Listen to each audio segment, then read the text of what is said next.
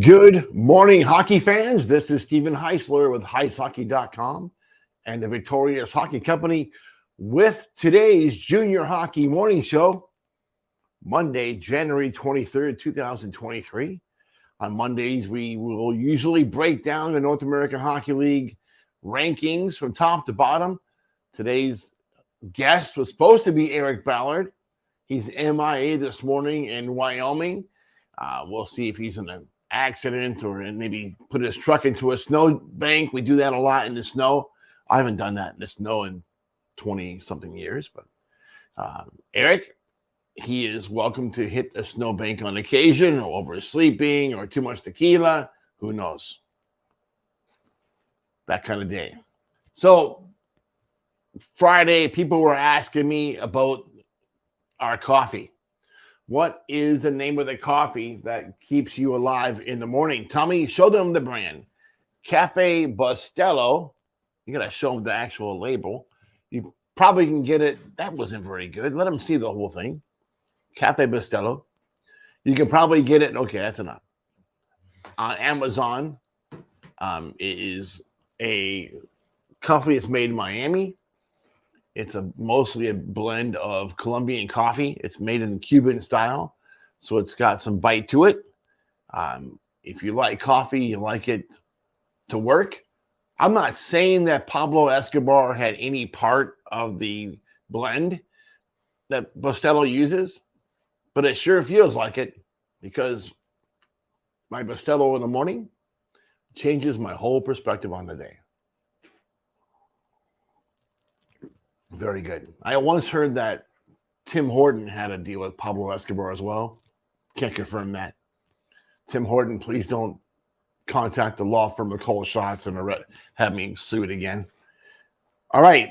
USHL news. No games for the USHL or NAHL yesterday or today. But in USHL news, a total of 49 former players have been nominated for the 2023 Hobie Baker Memorial Award, given annually to the top player in NCAA Division I hockey. 49. That's amazing. Let's jump right into our topic this morning. North American Hockey League rankings. We will now resume regularly scheduled content. I took a lot of heat last week for not publishing the article on Monday. Tommy and I were on the road back from Michigan, and things were a little foggy Monday morning. We got home about 5 a.m.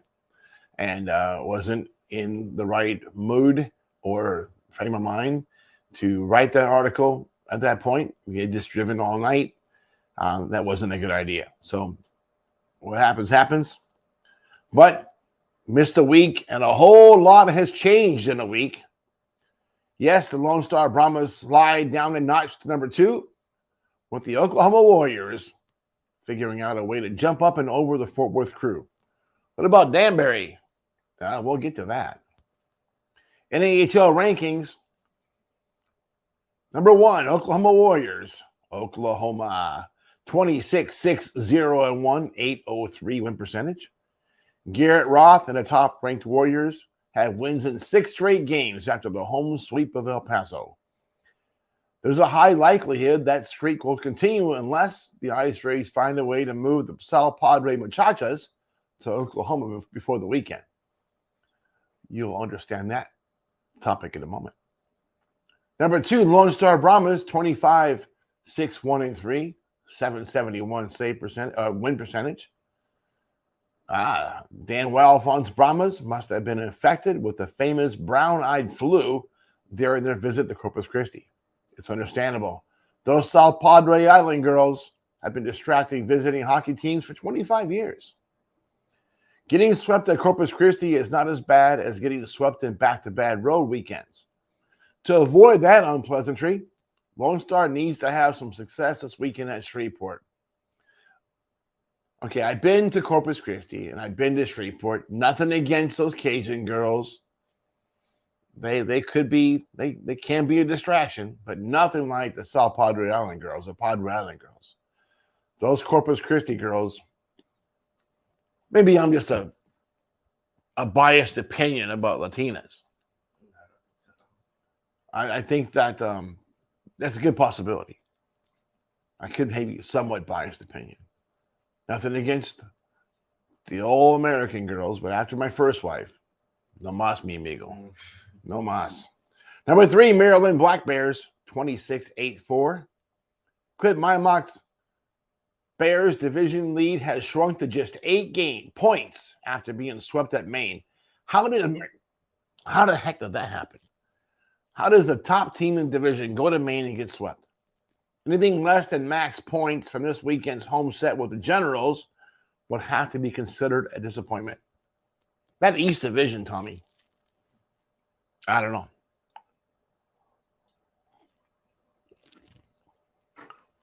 Number 4, Austin Bruins, 23-7, 3-4, 7-16 win percentage. Steve Howard's Bruins split 4 straight games with St. Cloud, despite the Norseman head coach not on the bench while serving a suspension. The Bruins currently have a 13-point division lead over second-place Aberdeen, but should know better than to take their foot off the gas now, especially as we approach February. This week's run out to Minot will be a challenge. Nothing's going to be easy about that series in Minot. Steve Howard, he knows that for a fact. There's no easy games anywhere in the Central Division. But going out to Minot into January, there are no palm trees swaying in the wind out there. It's going to be cold. The atmosphere inside Mesa is going to be intense. It usually is. Every rivalry within the Central Division is intense. And Austin being a division leader and Minot trying to get up and into the playoff position, it's going to be intense. Number 5, New Jersey Titans, 23-12, 1-1. Craig Dormus and the Titans are winners in 8 of the last 10 games after the weekend sweep at Danbury. Overlooking the Rebels this week would be a serious mistake. I don't know what happened in Danbury. I think it was Friday night. 1-goal game. Saturday, Jersey opened it up a little bit. Danbury does have exceptional goaltending on occasion. That can be it. They did outshoot the Tricksters in both games, Friday's night especially. Number 6, Northeast Generals, 20-11-4-1, 625 win percentage. Brian Erickson's Generals looked like world beaters in the 9-1 trashing of Philadelphia Thursday in Boston. So what happened Friday? Inconsistency. The Gens visit Maryland this week. How does a coach allow a team to lose that much focus where they beat a team by 7 goals on one night or 8 goals, and they come back on Saturday and toss a poop fest? I don't know. Minnesota Wilderness, 21-12, 1-3, 622 win percentage. Coach of the Year candidate Brett Skinner and his Wilderness looked impressive in the home-and-home sweep of Chippewa. Look for Minnesota to find themselves back on top of the division by this time next week if they can pull a couple of wins out of the trip to Springfield. Listen, I don't know how Skinner's done it this year. I haven't heard any Dave Boyd's complaints coming out of Minnesota this year. And that's like 2 or 3 years or 4 years straight. It's been the Boyd's mess, one after the other, interfering with this team. Skinner has that door locked. Kyle Brody's there as well, helping. You got to like what they've been doing. Skinner. Maybe he's going back to the USHL quicker than we thought. He's done a fantastic job this year with the Wilderness. Despite all the distractions there and all the trouble, he's done a fantastic job with that group. Speaking of fantastic jobs, number 8, Wisconsin Wendigo, 21-13, 1-1.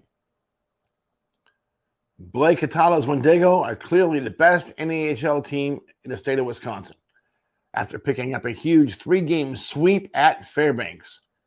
Winners in 7 straight games and 9-1 in the last 10. Look for the Wendigo to extend that streak to 9 after this week's games at Kenai River. It's never easy. Well, Maybe it is now. It has never been easy in the last 25 years to win at the Big Dipper in Fairbanks.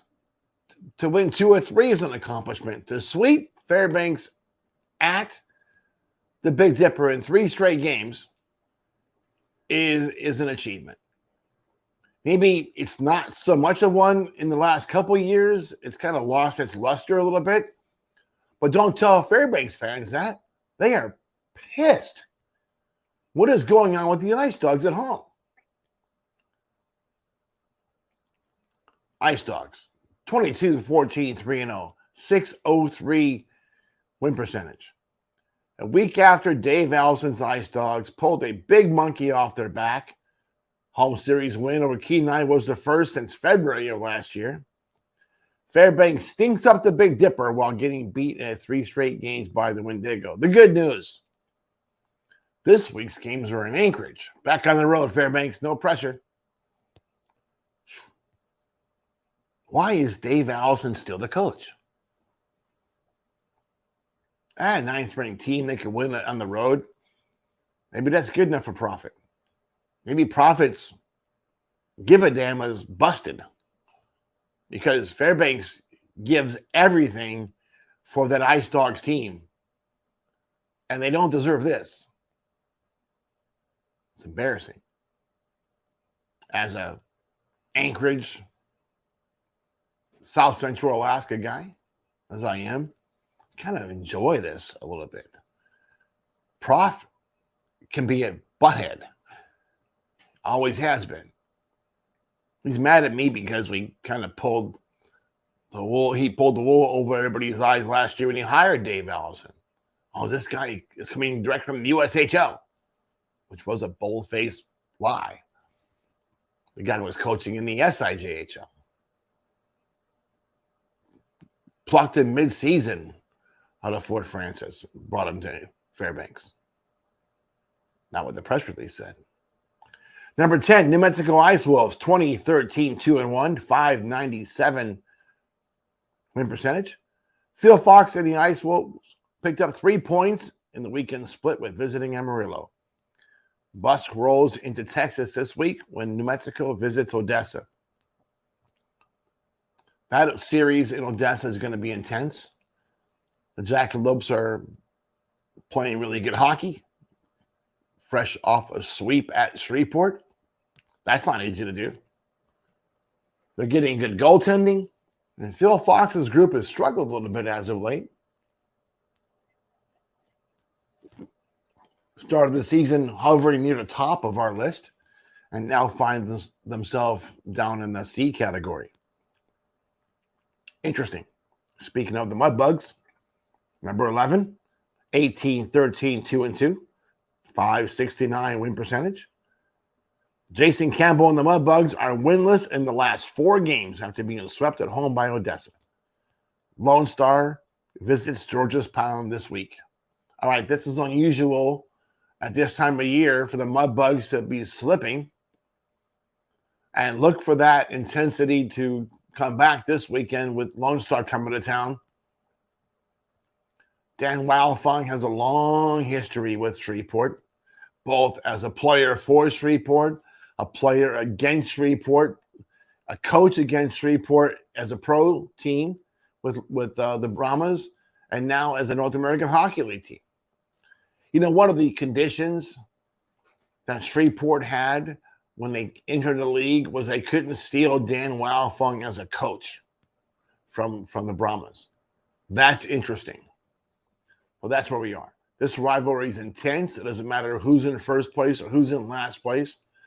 When the Brahmas face the Mudbugs, it's a bit of a family feud every single time they get together. Doesn't matter where they're getting together at, but especially in Shreveport. Number 12, Maine Nordiques, 18-14-1-1. Pinch and the Nordiques picked up a valuable home sweep of division-leading Maryland in a series that should give Maine a serious confidence boost. The Nords visit the Generals on Monday. They're off until Monday. Look, sweeping Maryland, division leaders at home, gives the Nords a big boost. That's correct. But Maine has struggled with consistency all season. And I don't know what the hell's going on with Maryland. Number 13, Aberdeen Wings, 19-14, 1-2. Scott Langer's Wings will be spending a lot of time in the film room this week in an effort to break down Saturday's 10-4 loss at Bismarck. That same Bobcats team visits the Odie this weekend. I know Scott Langer. I know that loss from Saturday is eating him up. He probably spent all night, Saturday night, watching film, trying to break it down. But he probably went back to the film on Sunday. He's an intense guy. And that kind of loss, very unusual for Scott Langer. I don't recall him losing like that in a long time by 6 goals. So there's more to the story. And he's not going to sleep right. He's got babies at home. His wife is there. Scott Langer is not going to sleep until he avenges that loss against Bismarck. He's going to be worried all week about the Bismarck's ability to score a lot of goals in a hurry. And that situation will be addressed all week in practice. Aberdeen's players, you guys are in for an intense week of practice. Scott will be all over you all week until you fix this issue. Look for Aberdeen to shut out Bismarck in one of these games this weekend at the Odie. Defense will be a high priority this week. Number 14, Minot Toros, 19-15, 1-1. Cody Campbell's Toros are the hottest team in the division with 6 wins in the last 10 games. Division leading Austin visits Mesa Arena this weekend. Talked about it earlier. That's going to be an intense series, as is every Central Division series.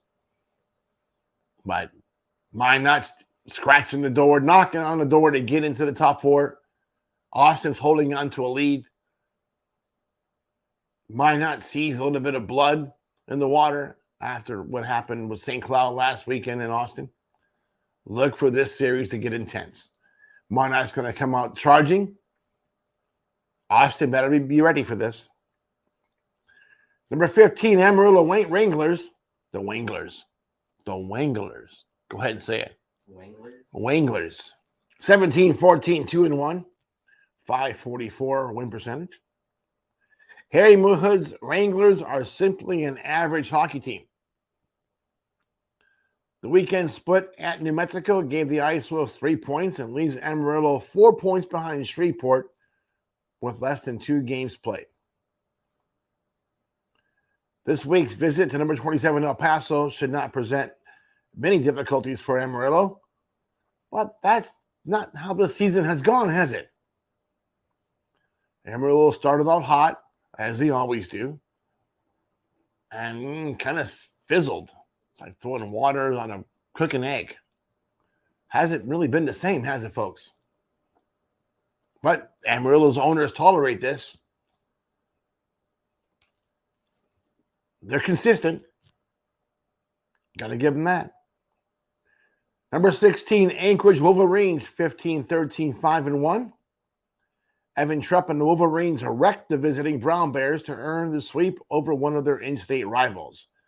That series set the table for this week's visitors from Fairbanks. All right, look at. You can sell out Sullivan Arena for women's volleyball between Anchorage and Fairbanks. It doesn't matter. You could probably put the ice on the football field at Mulcahy Stadium and sell it out in the middle of winter. It doesn't really matter. Fairbanks versus Anchorage is always going to be a mess. Throw in beer, intensity, and it's going to get crazy. It's just the way it is. Fairbanks hates Anchorage. Anchorage hates Fairbanks. Probably why I secretly, not really secretly, I despise all things Fairbanks. When Fairbanks was the only team in the North American Hockey League, I had to kind of pull for them, but kind of felt weird. But I had a part in getting the Ice Dog started many, many years ago. So Prophet doesn't like me. So it's funny. It's more like a one-way hate thing. He hates me because I tell the truth. And I dislike him because he's in Fairbanks. I don't know if dislike is a nice word. It's funny. We saw him a couple years ago, him and I think it was Trevor Stewart and Josh Hauge at the showcase in Blaine. And I walked up to them and said hello to these guys. And I get along with Trevor and Hauge really well. Prof. And he almost growled at me. It was funny. I laughed for days afterwards. Great experience. Anchorage. Kick their beep. Can I beep my own self? Beep myself. Number 17, North Iowa Bulls, 17-15, 2-0. 529 win percentage. Todd Sandin's Bulls got last week off and should be more than rested for this week's war with St. Cloud. Can North Iowa fight off the Norsemen and Bobcats charge up the standings? That remains to be seen. Look at Norsemen are dealing with a lot of adversity and overcoming it. Bismarck, they're hard charging. North Iowa, nah, that's not the word I would use for the Bulls. There has been a question of culture in the room for North Iowa this last couple of years. And we found this over and over again throughout the last 20-something years. Well, that's nice. When there's an issue with culture in the room, February is a time where those rooms tend to lose themselves a little bit. Teams with more discipline will overtake a team with less discipline when there's those kind of issues going on within the team. Has that situation been addressed by the Bulls? I don't know. Is Todd Sandin taking notes from Tony Critelli's book of how to manage a hockey team? That remains to be seen. We'll see as we go down the stretch here what happens with the Bulls. Number 18, Janesville Jets, 17-15, 3-4, 526 win percentage. Joe Dibble and the Jets can't buy any level of consistency lately. One game they play awesome. The next game they play, not so awesome. Losing 3 or 4 games to Springfield has put the Jets hold on the playoff position in serious danger. Chippewa visits this weekend. Now, which Jets team is going to show up? Chippewa's a good team. Janesville probably has more talent. Now, Dibble needs to figure out a way to get those guys all on the same page. Month after Christmas, guys are a little tired. Some of the guys are beat up a little bit. But look for Janesville to make a push down the stretch. If they're going to do it, now's the time. Number 19, Odessa Jackalopes, 17-16, 0-1.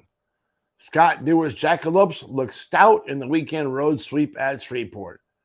Playoff discussions get serious this week if the Jacks can get the best of the visiting Ice Wolves. Odessa has the talent. Scott Dewar knows what he's doing. New Mexico's slipping a little bit. I believe the Jackalopes could pick up 3 points in that series with New Mexico. That'll be a plus. Getting 4 would be better. 3 would be good. Number 20, Chippewa Steel, 17-16, 1-1, 514 win percentage. K-Siping-Young and the Steel lost both sides of the home-and-home set with the Wilderness and now find themselves only a single game over 500 with a road trip this week to Janesville.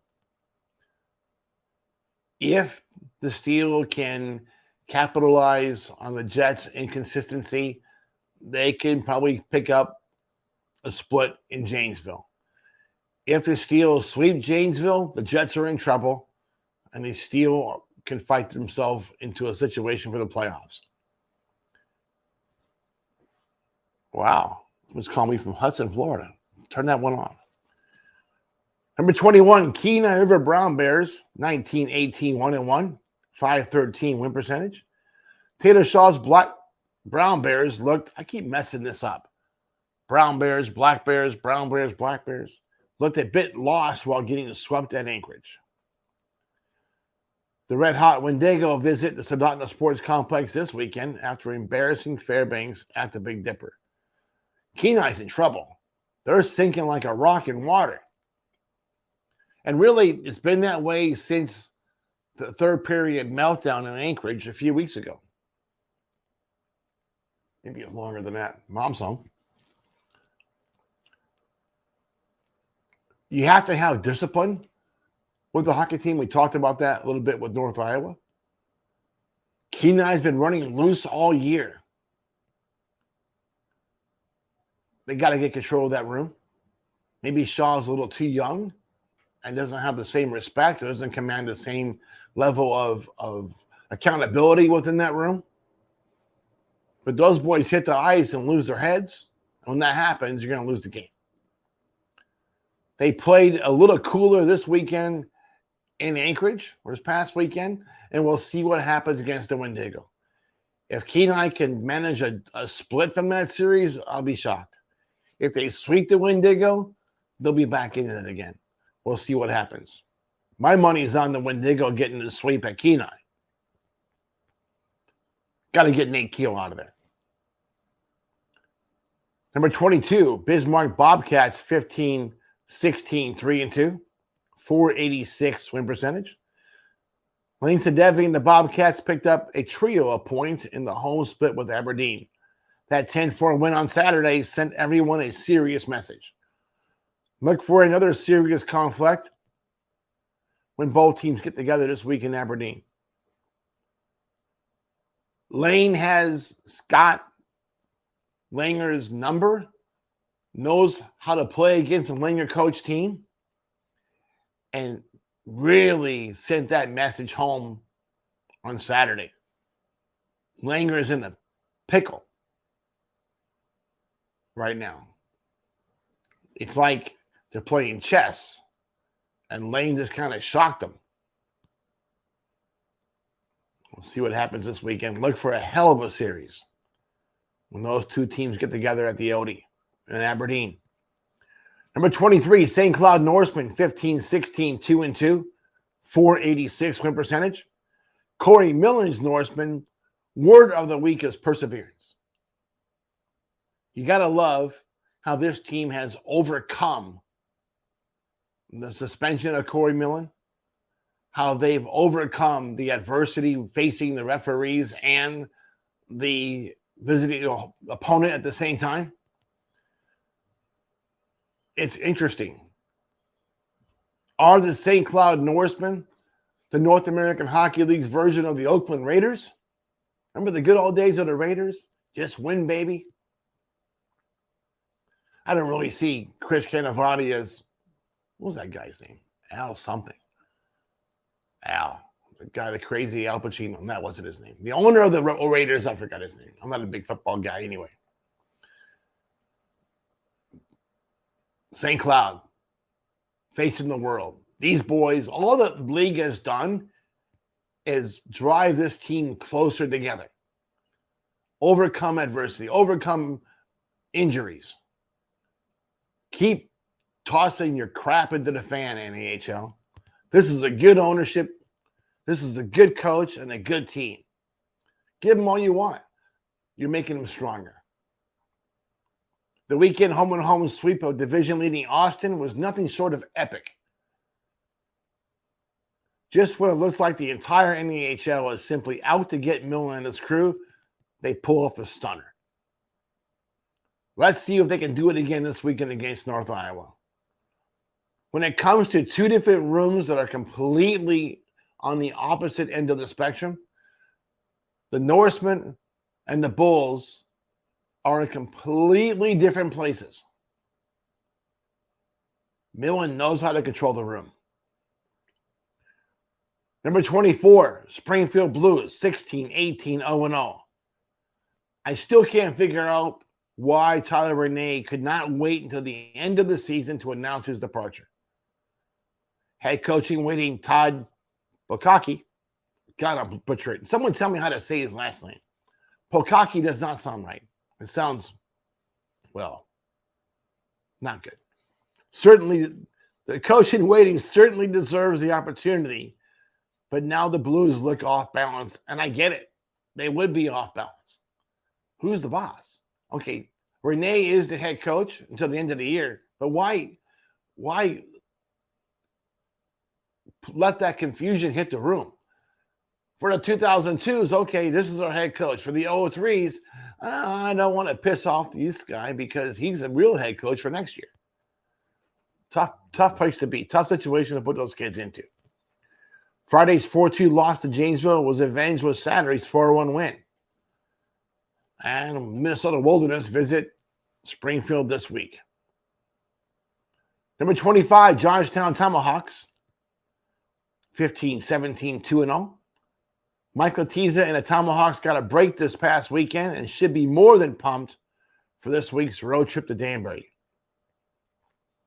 Look for the Tommies to be back at 500 this time next week. All right, look at here.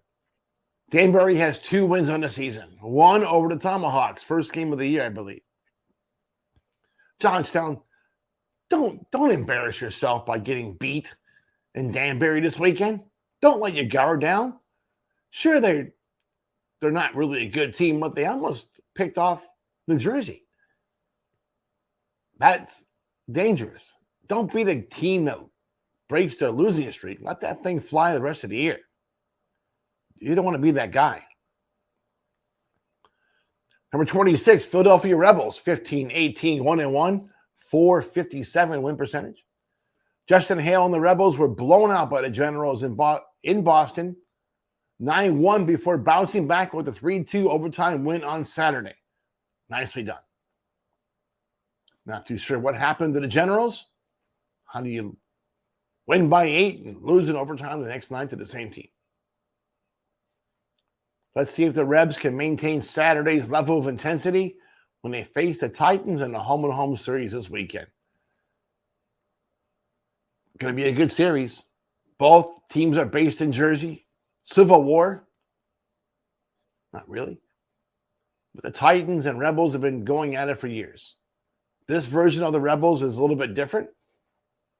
Joe Coombs is not there. Joe Coombs does bring intensity, but we'll see what happens this weekend. Speaking of Joe Coombs, number 27, El Paso Rhinos, 11-20, 3-0, 368 win percentage. Joe Coombs' Rhinos were swept at Oklahoma and fell to 9 games under 500. Amarillo visits this weekend. It's unclear if new general manager Steve Jennings has been able to make any impact on the team for this season. The Rhino body count is now at 69. 69 players have been rostered with the Rhinos so far this year. Got a few more days left before the trade deadline. Can they get over 75? They could. They could. Wholesale changes in El Paso. Look for it to happen this week. Why not? You're not making the playoffs. These 20 bombs won't do you any good for next year. Time to reset. Corpus Christi Ice Race. 9-22, 5-0. Cloutier and the Ice Rays pulled all the stops in their shocking home sweep other than top-ranked Lone Star Brahmas. The Ice Rays face another top-ranked team this week when they visit Oklahoma. All right. You go to Corpus Christi. The Ice Rays, how are they not distracted by all the distractions? Maybe they're just used to it by now. If they can figure out some way to take those distractions on the road with them, Casey, you need a fan bus. Obviously, with a stripper pole. That'd be good. They have those. Just bring 10. Put them behind the home team bench on the road. And you might get that same distraction because teams go to Corpus Christi and they lose their minds. You have a hell of an advantage in Corpus. I think Casey should just hire those guys and make it, those girls, and make it full time. Hopefully they're not guys. Could be. That leaves us with number 29, Danbury, holding up the rest of the league. They got one win. Wow. After the first game of the season, 31, 34, 36, one win in 37 games. All right, 231, 3-2. It's clear that Patrick Steffen has had some kind of positive influence in Danbury. New Jersey squeaked by the Tricksters 2-1 Friday night. That was a moral victory. Why can't we count that? 2-1 against New Jersey? Good showing. Great goaltending. Too bad Danbury fans didn't really see it. I think Danbury's got a better goalie than the NAHL team has a better goalie than the Federal Hockey League team. And I'm not really sure the Federal Hockey League team can beat the NA team. Just saying. The wheels fell off Danbury's bus in Saturday's 5-1 loss to extend the winless streak to 24 games. Wow. 24 games without a win. Johnstown visits this weekend.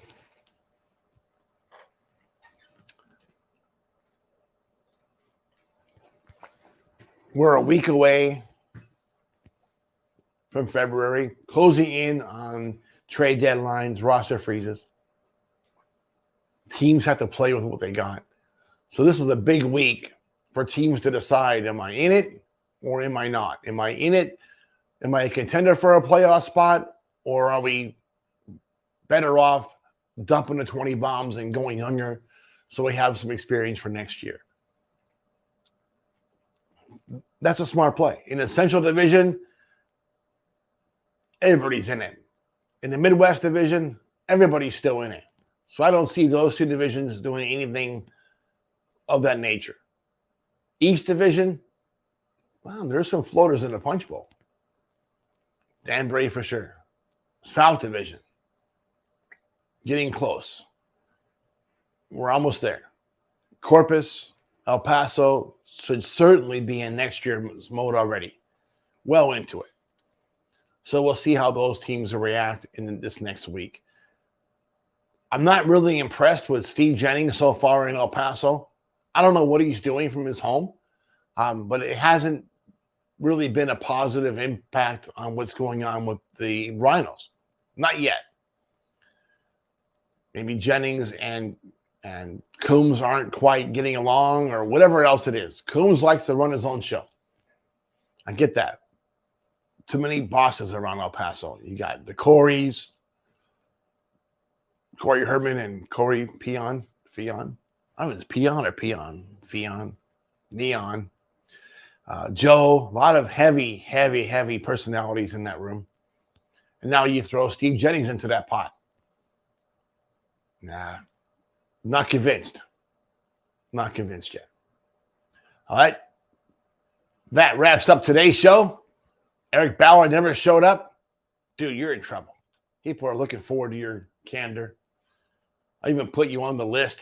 Hey, he's going to come in today. Bows. No show. Hope he's okay. I'm thinking the truck went off the road into a snowbank and he's just out of it. That or the Jack Daniels bottle hit him right over the head last night. Because last night he confirmed he's going to be in.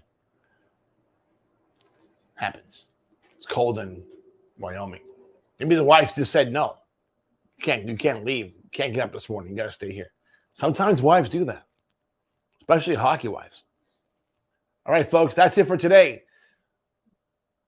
Until tomorrow, we hope that you have a great day in hockey.